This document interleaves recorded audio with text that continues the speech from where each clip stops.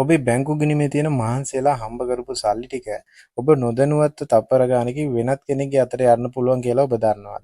ඔව් අද වෙනකොට ලංකාවේ හැමදාම කවුරු හරි මෙන්න මේ වංචාවට අහු වෙනවා. මේකට ප්‍රධානම ආයුධය කරගන්නේ අපේ ෆෝන් එකට එන OTP එකක්. එහෙම නැත්නම් one time password එකක්. අද වීඩියෝ එකෙන් අපි කතා කරමු මේ OTP වංචාව සිද්ධ වෙන්නේ කොහොමද සහ ඔබේ සල්ලි ටික බේරගන්නේ කොහොමද කියලා.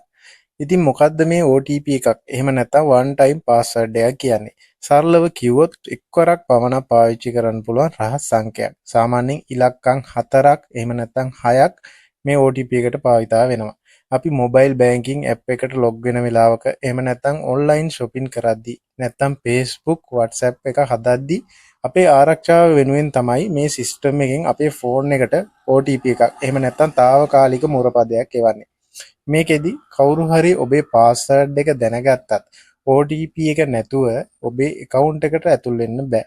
ඒ වගේම මේ අංක වළංගු වෙන්නේ විනාඩියක් දෙකක් වැනි ඉතාම කෙටි කාලයක්.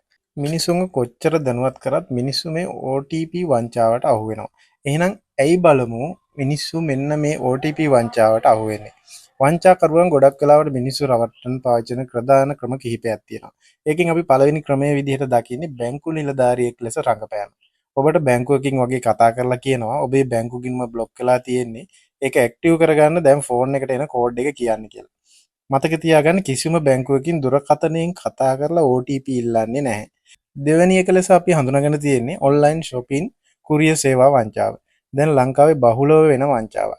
ඩරාස් කොකෝ පික්මී වගේ සේවා වලින් නැත්නම් කුරියර් කම්පැනි එකකින් වගේ කතා කරලා ඔබට පාර්සලයක් තියෙනවා ඒක ඩිලිවර් කරන්න සිස්ටම් එකට දාන කෝඩ් එක දෙන්න කියලා ඔයාගෙන් කෝඩ් එක ඉල්ලන්න පුළුවන්. හැබැයි ඒ එන්නේ ඔබේ බැංකුව ඇප් එකෙන් ඔබට එවන OTP එක. ඉතින් ඒක දුන්නොත් ඔයාගේ මුදල් ටික නිකම්ම නැති වෙලා යනවා. තුන්වෙනි ක්‍රමය ලෙස අපි හඳුනාගෙන තියෙන්නේ ත්‍යාග සහ ලොතරැයි දිනුම් මැදීම. ඔබට ලොතරැයියක් හෝ වටිනා තෑග්ගක් දිනුම් මැදිලා තියෙනවා කියලා ඒ මුදල ගිණුමට දාන නම් කෝඩ් එක කියන්න කියනවා. මිනිසුන්ගේ කෑදරකම සහ කුතුහලය පාවිච්චි කරලා OTP ලබා ගන්නවා. හතරවෙනි ක්‍රමය යාළුවෙක් වගේ රඟපෑම. මේක ගොඩක් වෙලාවට වෙන්නේ සෝෂල් මීඩියා හැකින් වලදී. ඔබගේ අඳුරන යාළුවෙක් විදිහට WhatsApp හෝ Facebook එකකින් මැසේජ් එකක් එවනවා. ගොඩක් වෙලාවට මේකෙදි කියන්නේ මගේ ෆෝන් එකට වැරදිලා ආපු කෝඩ් එකක් ඔයාට ආවා. අනේ මට ඒක එවන්න කියලා. ඔබ ඒක යවපු ගමන් ඔබේ WhatsApp account එක හැක් වෙනවා. එහෙම නැත්නම් Facebook account එක හැක් වෙනවා. ඉතින් මේ OTP වංචාවෙන් බේරෙන්න ඔබට තියෙන ප්‍රධානම ක්‍රමය තමයි කිසිම හේතුවකට ඔබට ලැබෙන OTP අංකයක් වෙනත් පාර්ශවයකට දෙන්න එපා. ඒක ඔයාගේ අම්මා තාත්තා යාළුවෙක් වුණත් කමන්නේ කිසිම හේතුවකට ඔයාට ලැබෙන OTP එකක් වෙනත් පාර්ශවයකට දෙන්න එපා. තාක්ෂණයේ දියුණු වෙනකොට හොරුත් දියුණු වෙනවා. ඒ නිසා අපි හැමෝම මීට වඩා අවබෝධයෙන් ඉන්න.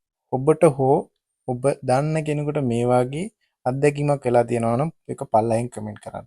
මේ වීඩියෝ එක ඔබේ යාළුවෝ පවුලේ අතරේ ෂෙයා කරගන්න. මොකද මේක කාගේ හරි සල්ලි ටිකක් බේර ගන්න ලොකු උදව්වක් වෙන්න පුළුවන්.